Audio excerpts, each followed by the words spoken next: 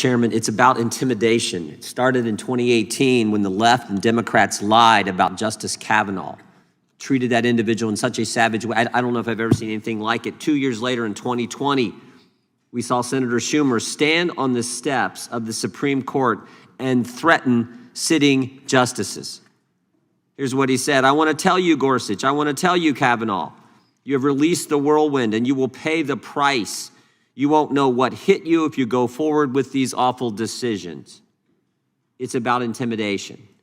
13 months ago, President Biden launched a presidential commission on the Supreme Court to explore packing the court. It was no accident that that same month, the chairman of this committee, the House Judiciary Committee, introduced legislation to pack the Supreme Court.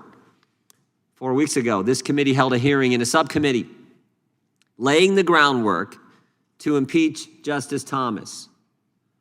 And of course, 3 weeks ago, the draft op's opinion was leaked for the first time it's ever happened. Draft opinion leaked. And last week, this committee, the Democrats passed legislation requiring, among other things, that people who want to submit amicus briefs to the Supreme Court would be required to disclose all of their donors in an attempt to chill First Amendment protected free speech. And the latest attempt to intimidate the court started 10 minutes ago when this hearing was gavelled into order. This hearing is about the very issue in front of the court as we speak. And while this is happening, the Democrats in the House have blocked us from considering legislation passed unanimously by the Senate to give the Supreme Court justices more security. And they need more security now more than ever. There are protesters outside their homes protesting each and every day. Protesters showed up at Justice's place of worship on Mother's Day. You know why they're trying to bully and intimidate the court?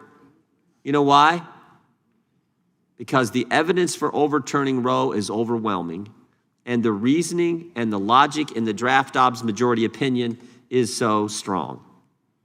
Here's what it said: Roe was on a collision course with the Constitution from the day it was decided, and Casey perpetuated its errors, and the errors do not concern some arcane corner of the law of little importance to the American people. Further stated, we hold that Roe and Casey must be overruled. The Constitution makes no reference to abortion, and no such right is implicitly protected by any constitutional provision.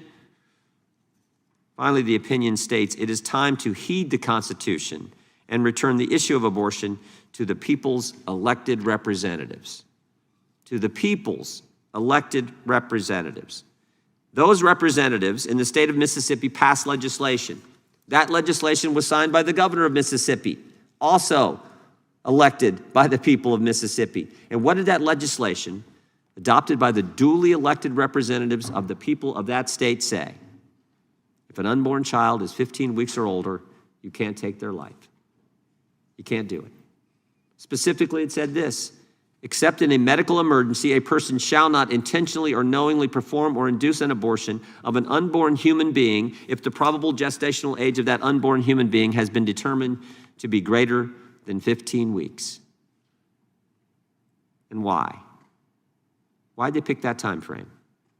At 5 weeks, an unborn child's heart begins beating. At 8 weeks, the child begins to move in the womb. At 10 weeks, vital organs begin to function. At 11 weeks, the diaphragm is developing. At 12 weeks, the child has taken on human form in all relevant respects.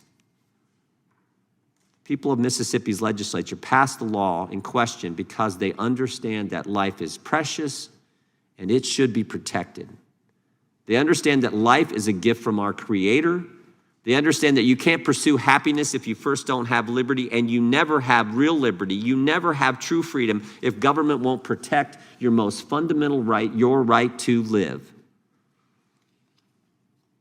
I hope the draft opinion is the final opinion, because it's a win for logic, it's a win for the Constitution, and most importantly, it's a win for the sanctity of human life.